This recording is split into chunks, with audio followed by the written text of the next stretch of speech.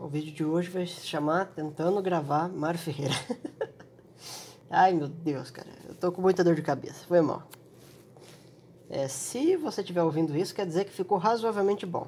Se você não ouvir isso, quer dizer que foi uma droga. Mas só o futuro vai nos dizer isso aí. A gente tava na página 66, né? Tinha parado no primeiro parágrafo.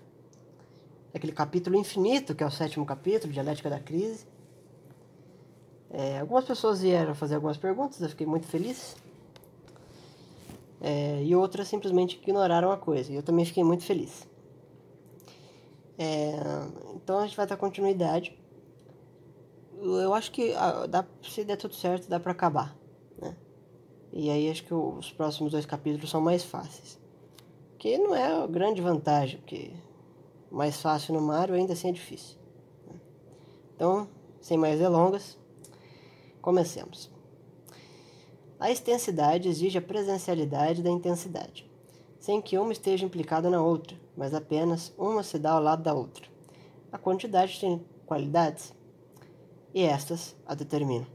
Uma quantidade sem qualidades seria totalmente indeterminada, e seria nada, porque a quantidade é a formalidade fundada no aspecto predominantemente extensista dos seres, como a qualidade é a formalidade que se constrói sobre os aspectos predominantemente intensistas. Há uma distinção real formal entre ambas, não real física, pois não se pode dar separadas, nem são de per si subsistentes, pois são acidentais. Bom, novamente, analisando as coisas sobre o ângulo dialético. Padrãozão já, né? Faz 60 páginas que a gente está trabalhando sempre nesse tipo de perspectiva. Então, assim, vamos ficar até o final do livro.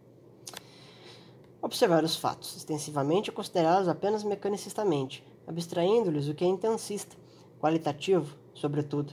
Assim, dentro da lógica, a compreensão de um conceito, que é o conjunto de suas notas, é analogamente intensista, enquanto sua extensão, isto é, o número de indivíduos que o simbolizam, é analogicamente extensista. Ou seja, o que seria a extensidade do conceito? É que o conceito tem matéria. Não. É que o conceito abrange. A intensidade seria os atributos informativos do conceito.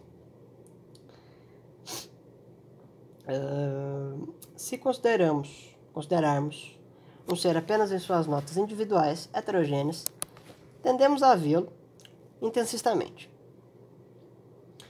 Enquanto apenas se considerarmos para estendê-la ao indivíduo como membro de uma série, vemos-lo extensivamente. Ou seja, a intensidade ela é um fator de diferença. Por que o pessoal confunde? O complexo intensidade e extensidade só tem complexo no nome. De modo geral, ele é bem simples. Por que o pessoal confunde a intensidade com a extensidade e os homólogos e os heterólogos, né? Por que tem essa confusão? Então, o Mário fala que a gente intui o diferente, né? A gente intui a heterogeneidade e a gente racionaliza a homogeneidade. Não é isso? A gente faz isso, a gente racionaliza a homogeneidade. Aí vem os fatores de intensidade e extensidade, o Mário vem com essa aqui. A intensidade ela é heterogênea e a extensidade ela é homogênea. Esses momentos, o intensivo não é qualidade? É. E o extensivo não é extensão, quantidade? É. A gente intui a qualidade ou a quantidade? Geralmente a quantidade. Então era para ser a extensidade homogênea, a extensidade heterogênea e a homogeneidade homogênea. A extensidade heterogênea e a intensidade homogênea. O cara imediatamente ele pensa isso. É padrão. Até aconteceu comigo isso aí. Né? Mas o que acontece? É que aquele conteúdo qualitativo,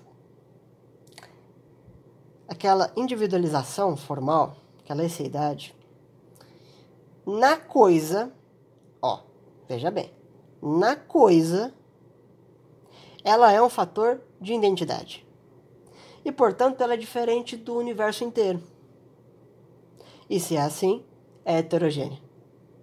Enquanto que a quantidade de matéria que aquela forma configura é análogo à demais quantidade de matéria em mesma instância.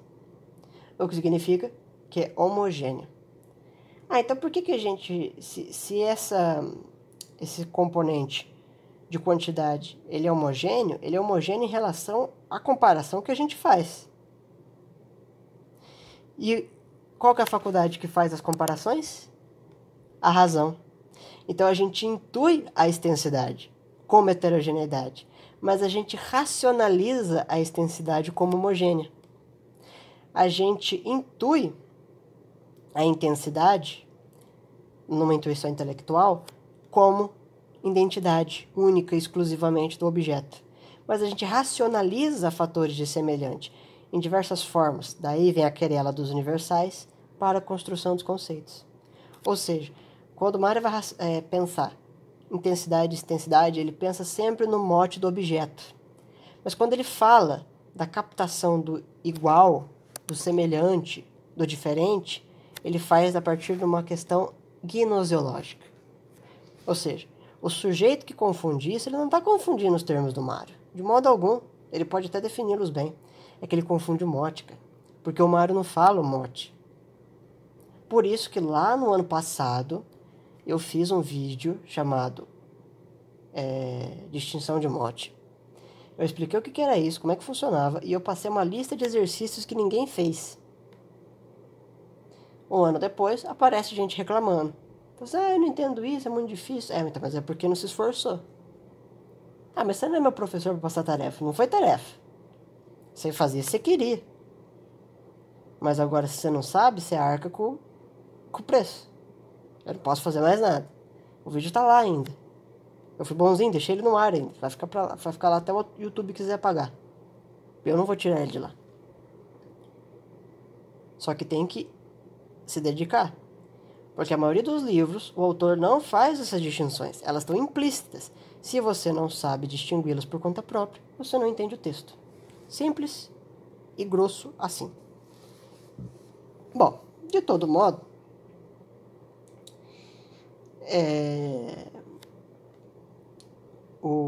a gente vai voltar aqui à leitura.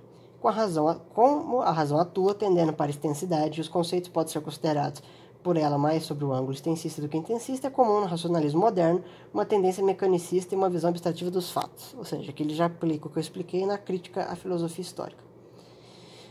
Nossa época está sob a égide da extensidade, portanto, de predominância do quantitativo, ou seja, a sua qualidade de vida é medida pela quantas coisas você tem. Né? É muito comum a gente ver gente que pensa assim.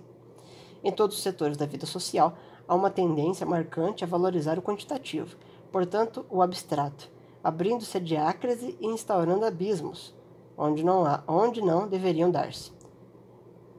A tendência quantitativista, vemos-la na maneira do Estado considerar os indivíduos apenas como números. Olha só que legal, o Mário era anarquista. Como membros de uma coletividade, bem como nas ideologias que também a desvalorizam o indivíduo e a valorizar apenas o componente do grupo, como o soldado, que é reduzido ao número de uma unidade e que perde a sua personalidade ante o exército, que o considera apenas sob o ângulo abstratista, virtualizando-lhe o sentido concreto e o seu significado. O 10º campo, de grande importância no exame dos fatos, é o do variante e do invariante. Em todos os fatos, há o que neles se repete e o que neles é novo. Bom, para quem não percebeu ainda, o Mário está terminando já de fazer a deca dialética da crise, tá? Em todos os fatos, há o que nele se repete e o que nele é novo. Todo fato repete uma formalidade, mas todos têm algo que é variante, que é da sua historicidade.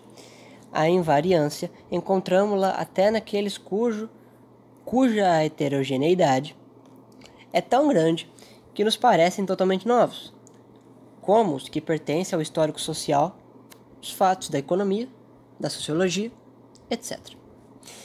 Há neles os variantes e os covariantes, que com eles cooperam.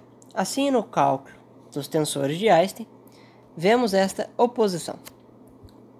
A gravitação, por exemplo, é um invariante, pois todos os corpos estão sujeitos a ela. Mas, no ato da gravitação, há os covariantes que o acompanham, e com ele se coordenam. Ao procedermos a uma análise decadialética, temos de considerar todos esses campos, se queremos usar uma metodologia que nos permita ver cada fato sobre todos os ângulos possíveis. Entretanto, nunca devemos esquecer que todos eles se interatuam, realizando a reciprocidade pela delimitação que uns exercem sobre os outros, ora atuando como estimuladores, ora como obstáculos, mas sempre invariantemente presentes, marcando vetores diversos, mas afirmando a sua positividade. Todos esses campos nos revelam as antinomias que podemos encontrar no conhecimento dialético. E todos eles são manifestações da crise, inseparável, sempre de todo ser finito. A década dialética é uma dialética da crise, e não de crise, porque realiza as diácrises para análise, e não esquece de concrecioná-las na síncrese e abrir caminhos para a transcendência, sob pena de cair no abstratismo, o que, com ela, se quer evitar a todo custo. A década dialética realiza a síntese em seu verdadeiro sentido, isto é, compreende que na tese e na antítese está sempre a teses, posição, as quais se coloca uma ante a outra, presente sempre em seus pares, dos opostos contrários, mas presencialidades, antinomias, cuja verdade de uma não implica a falsidade da outra, pois são ambas verdadeiras. Com esses pares de opostos contrários se dão em face de outros, no conhecimento decadialético, a necessidade de considerá-los sempre presentes. Não queremos cair no abstratismo, que consiste em não compreender a crise em seus dois vetores, a diácrise e da síncrese, ou afirmando um em prejuízo do outro, ou negando ambos para uma falsa fusão do que não corresponde à realidade, mas sim aos desejos humanos de não enfrentar as grandes dificuldades teóricas, que sempre oferece toda qualquer realidade, num constante desafio à nossa inteligência. Todo fato, como toda ideia, não se dá isolado da circunstância ambiental, que no primeiro caso é física e no segundo, ontológico. E cada unidade, pois o conceito é uma unidade, um juízo é uma unidade, um fato qualquer do mundo cósmico que pode e deve ser tomado como unidade, pode e deve ser visto para que competemos em sua concreção sob 5 planos. Como unidade, como totalidade, como série, como sistema e como universo. Essa visão plânica de cada fato, ou de um esquema abstrato noético como conceito, permite reconhecer uma reciprocidade e uma atuação da totalidade sobre a parte componente, pois o todo atua, como todo, sobre cada uma de suas partes, o que em breve examinaremos o aspecto crítico dialético de máxima importância, que foi totalmente virtualizado pelos mecanicistas, que desse modo tiveram apenas uma visão abstrata da realidade. Para quem não percebeu ainda, esses 5 tópicos que ele anunciou é a pentadialética. Não perceberam bem o papel importante que exerce o todo sobre a parte, que lhe dá uma finalidade extrínseca importante, que não é puramente acidental, pois está concrecionada com a própria substância do elemento componente. Assim, a fibra nervosa, como a totalidade, atua e delimita a ação do neurônio, a inervação do órgão e da fibra nervosa e a do neurônio.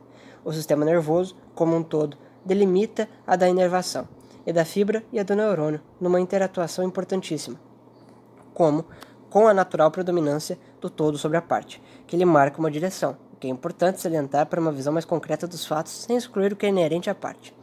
A crítica que se realiza nos 10 campos chamamos de decadialética, e a que se realiza nos 5 planos de pentadialética, as quais permitem outras análises que formam as 6 providências de todo o exame decadialético, que é uma metodologia para evitar o abstratismo, a atualização da diácrise com a vitalização da síncrese. A decadialética, assim, é a metodologia da penetração analítica da crise, considerando-se os aspectos da diácrise e da síncrese, realizando deste modo certa concreção, permitindo ao homem permanecer dentro da realidade em qualquer plano que for considerado. Ou seja, a eficiência da década dialética e da pentadialética consiste, evidentemente, num processo de encaramento da crise e de seu vencimento. Não se nega a ela, se enfrenta ela, que é diferente de negar. Não será difícil compreender daqui por diante como se dá o pensamento abissal. Este consiste em abrir o diástema entre as formalidades ou os fatos, atualizando e valorizando a diácrise, por um lado, excluindo totalmente o nexo de realidade e de identidade e de idealidade e realidade que é dada pela unidade do ser, colocando o homem fatalmente no estado de desesperança. Se observamos o ser humano, podemos considerá-lo sob 4 aspectos, como possuidor de um corpo, portador de um psiquismo, pertencente a um grupo social, uma coletividade humana e ubiquado num território.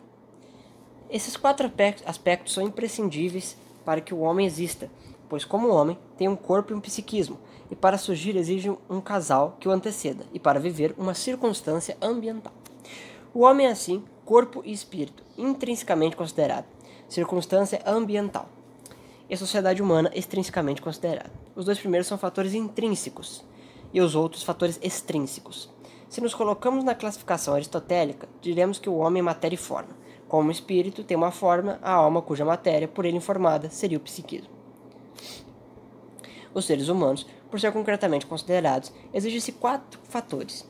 Chamamos aos primeiros emergentes, porque emergem do ser humano, e aos segundos predisponentes, que o antecedem e o sucedem. Com ele mantém uma reciprocidade constante, permitindo que surja, estabeleça, desenvolva-se. Bom, vamos ter que explicar isso aqui, porque isso aqui é chato pra cacete. Deixa eu morder um pedaço aqui da minha pizza, peraí. É o seguinte. Emergente em que sentido e predisponente em que sentido? O homem, ele é uma estrutura híbrida de elementos que são correspondentes à sua ontologia, ou seja, aquilo que é o ontos. E aí você tem as questões ônticas, que são aquelas coisas materiais que recebem determinações informadas pela forma. A matéria é uma matéria informada, e é por isso que a gente entende o que ela é. Esses dois aspectos, por mais que eles sejam dialéticos, ou seja, entre o aspecto formal e o aspecto material, ambos são emergentes. Ah, João Pedro, por que eles estão unidos nessa questão? Porque os fatores emergentes são aqueles que emergem do ser. Ou seja, elementos internos que vão dar uma identidade e vão configurar aquele organismo como um todo, como um fator especial. Ou seja, a matéria, ela vai ser informada por aquela forma e vai ser matéria daquela forma. Então ela já se tornou una com ele, do ponto de vista emergencial. Ou seja, as coisas que se manifestarem no interior do ser, elas vão se manifestar de um modo na matéria também. O sujeito que tem uma doença espiritual, ele pode eventualmente ter um problema de depressão, problemas com os neurônios, problemas com dopamina, serotonina e tal. Ou seja, é uma correspondência, o corpo é o receptáculo dessas coisas. Então, o corpo e a forma constituem a emergencialidade, ou seja, aquilo que emerge, aquilo que aparece. O que seriam os fatores predisponentes? São aqueles fatores que predispõem para que o ser emergente consiga emergir-se. No caso do ser humano, ele vai ter uma alma, uma forma, ele vai ter um corpo, uma matéria. O que acontece nesse processo? Assim, ele de repente brota num espaço vazio? Não. Ele é gerado no ventre de uma mulher, ou seja, já é uma coisa diferente dele. Tá certo? Já é uma coisa diferente dele.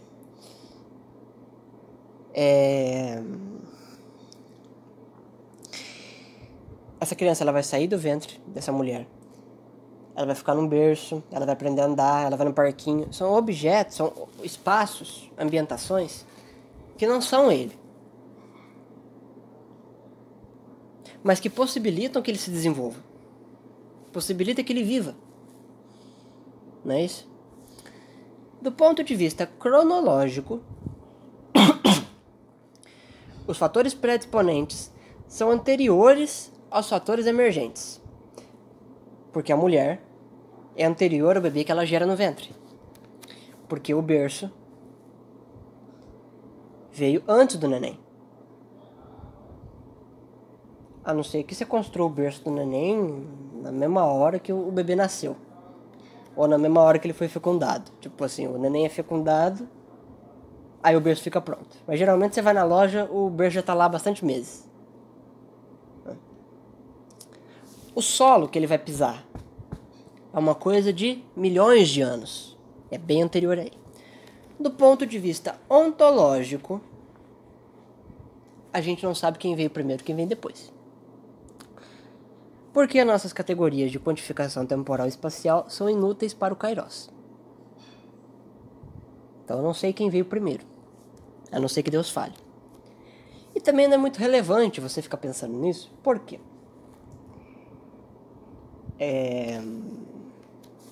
Por que não é relevante você pensar nisso? Porque os fatores predisponentes, eles fazem parte da consideração concreta do homem. Ou seja, é um homem que não é um homem isolado do mundo, mas um homem que vive no mundo. Mas você percebe que o mundo, ele não ajuda você a entender a ontologia do homem. No máximo, a onticidade. No máximo, os valores culturais, a linguagem, os elementos que ele absorve da cultura, que seja, ele absorve da predisponência, ele absorve do meio. Mas a pureza formal dele está afastada disso. Então, quando se vai meditar sobre o assunto, costuma-se meditar do ponto de vista cronológico. E nada mais. João, tem como um ser emergente criar uma coisa que vai ser predisponente para outro? Tem, ué. O cara que criou o berço é um ser emergente. Que criou o berço. Ele apenas produziu uma coisa externa a ele, mas que não é necessária para ele existir, né? Ele pode estar vivo sem precisar fazer berço. Mas para o neném, vai ser um fator que vai ajudá-lo a se desenvolver. Ou seja, tem que sempre analisar o objeto e o objeto para quem. Pode me acusar de relativista, não tem problema. Eu simplesmente vou bloquear seu comentário. Vou bloquear você no Discord. Mas é assim. É emergente, predisponente, para quem? Porque se você analisar o objeto sobre o ângulo errado, esses termos não vão fazer sentido. Entendeu agora, Bob, o que é fator emergente e predisponente? Então vamos continuar. Podemos considerar o homem... Desculpa a tosse, tá? Aqui tá foda. Podemos considerar o homem formalmente como animalidade e racionalidade, como o faz a filosofia que segue a linha aristotélica. Mas jamais podemos ter uma visão sem crítica do homem, se o separarmos dos fatores ecológicos e dos históricos sociais, porque nele atuam e são, por sua vez, imprescindíveis para que o ser humano surja. Esses últimos fatores atuam predisponentemente, favorecendo atualizações da emergência humana. Os fatores emergentes, que são os princípios intrínsecos que se estudam na ontologia, marcam o campo delimitado da ação possível de um ser. Actum sequitur agens, diziam os escolásticos. Os atos seguem-se ao agente, pois o agente atua segundo a sua forma. Uma coisa só pode atualizar o que já está contido como possibilidade de sua forma. Um ser só realiza o que já está contido em sua emergência. Ou seja, uma emergência possível. É possível que aquela criança cresça e vire um adulto. Entendeu? Não um rinoceronte. Isso não é possível. Tudo quanto o ser humano realiza só o pode fazer proporcionadamente à sua forma. O pensamento mágico consistiria em admitir que um ser poderia atuar além e acima da sua forma e de sua natureza, como uma planta falar ou uma lápide ter sentimentos, o que seria sobrenatural. Geralmente os homossexuais têm um pensamento mágico, né? Eles viram homem, depois viram mulher, vira isso, vira aquilo, tá? Vão além da sua natureza. Portanto, fatores predisponentes atuam proporcionadamente aos fatores emergentes. Se as condições do ambiente histórico social favorecem tal correção, essa dependerá da emergência dos seres humanos que neles se encontram. Uma totalidade atua sobre as unidades que a compõem, como uma predisponência para estes, permitindo eclodir o que elas têm emergentemente. E não mais. São ainda tais aspectos revelações nítidas do princípio de razão suficiente, neste caso, formal, pois um ser atua segundo a sua forma, mas condicionado pelos fatores predisponentes, pois atuar precisa não só poder intrinsecamente atuar, como também extrinsecamente. Entre esses fatores, que têm sido tantas vezes objeto de estudo de nossas obras, instala-se a crise, pois se distingue não só real formalmente, mas real realmente e real fisicamente, ou seja, existe uma dialética entre o que emerge e o que se predispõe. Os primeiros emergentes são essenciais e formalmente necessários, os segundos são onticamente necessários. Enquanto os primeiros são essência ao ser, os segundos são dinamicamente necessários, mas extrinsecamente a tensão componente do ser, embora também imprescindíveis para que ela surja e perdure. Ou seja, por mais que esteja fora do ser humano, é necessário que o ser humano tenha contato com isso para viver bem. A comida está fora de você, mas fica sem comer para ver o que acontece. A definição formal clássica satisfaz-se com os primeiros. Basta apenas definir formalmente o homem, considerá-lo como animalitas e racionalitas. Mas, para compreender a onticidade humana, é imprescindível considerar os fatores predisponentes que penetram numa definição dialética. Poder-se-ia dizer, no entanto, que os primeiros exigem os segundos, e já os incluem. Não há dúvida, mas quando tivermos ocasião, na lógica dialética, de examinar decadialeticamente o conceito econômico de valor, e por não se considerar aspecto antinômico do valor, de uso do valor de troca, o primeiro intrínseco e o segundo extrínseco na sua interatuação na reciprocidade, economistas de valor haviam caído em formas abstratistas e, consequentemente, construíram visões viciosas e deformadas da realidade. E para exemplificar o que dizemos, basta apenas atentar para o biologismo, que tende apenas a atualizar os fatores bionômicos, que são do corpo, o psicologismo, que tende a atualizar e dar o caráter predominantemente aos fatos psíquicos, o sociologismo, o historicismo, que tende a atualizar apenas os fatores históricos sociais, e para o ecologismo, que tende a explicar o homem apenas por produtos e fatores ecológicos. Ante a interatuação desses fatores que cooperam na formação do ser humano, quando os separamos, quando entre eles se estabelece um alongamento do diástema, realizamos a diácrise e caímos fatalmente no abstratismo já conhecido. A predisponência condiciona a emergência, covariantemente. E ser isto ou aquilo, isto é, o que a emergência já contenha em potencial. Se compreendermos bem, usarmos a dialética dos fatores emergentes predisponentes, evitaremos cair em certas explicações históricas, biológicas, etc., que são mais produtos da diácrise sem a síncrese, que favorecem o surgimento do pensamento abissal, com os males que dele decorrem. Ademais, o pensamento, que não seja aqui sincrítico, é um pensamento genuinamente mágico, porque daria um fator de capacidade de realizar o que ele não contém potência, e neste caso haveria um surgimento do nada, o que é excluído da filosofia, sem o qual não há possibilidade nenhuma de filosofar. É um axioma da filosofia grega: do nada, nada se gera, ex nihilo nihilo. E o nada aqui seria tomado em sentido absoluto, pois a possibilidade pode ser nada em ato, e não nada em potência. E se a potência não é admitida, teremos então nada absoluto, o que torna o pensamento fatalmente aporético. O que é o nada? Não dá para pensar porque é carência de esquema. Lembra que na ontologia do Mário, as coisas só são meditadas através da informação ontológica, que são os esquemas ontológicos. Fundamentar-se na cooperação dos fatores emergentes e predisponentes para o surgimento e o processo de um ser é colocar-se positivamente na crise, e ampliar a diácrise e sintetizar esta através da síntese. Para superá-la, como veremos, oportunamente, é ter, em suma, um pensamento genuinamente dialético. Ou seja, leve em consideração as duas coisas. Na análise dialética de um tema qualquer, nunca se deve esquecer os fatores emergentes e predisponentes, e partir-se sempre da certeza de que se interatuam, o que há entre eles uma reciprocidade constante. Do contrário, tenderíamos a cair no abstratismo, que tantos males já produziu, não só para o pensamento humano, como para a vida histórica do homem.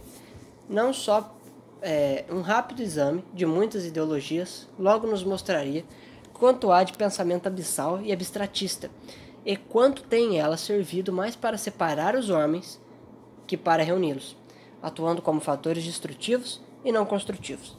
A emergência atualizada procede como predisponência, como no ser humano, as atualizações provenientes do temperamento, pelo favorecimento dos fatores predisponentes, por sua vez, como produtos, atuam como predisponência de outras emergências. Foi o exemplo que eu dei do cara que faz o berço e da criança que vive no berço.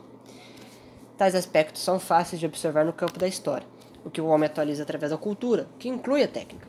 Atua sobre a emergência, permitindo novas atualizações até o esgotamento das possibilidades de criar. Desde então, vive de seus produtos, como nas fases chamadas civilizadas, que ficaremos aqui em parte dentro da concepção de Spengler. É que as culturas também têm uma forma, isto é, um conjunto de esquemas que se atualizam numa tensão coerente, como veremos ao examinar as crises na história, o que nos permite compreender os ciclos culturais e a razão pela qual a vida do homem não revela uma constante ascensão, mas uma alternância de fluxos e refluxos até o esgotamento das possibilidades de sua forma.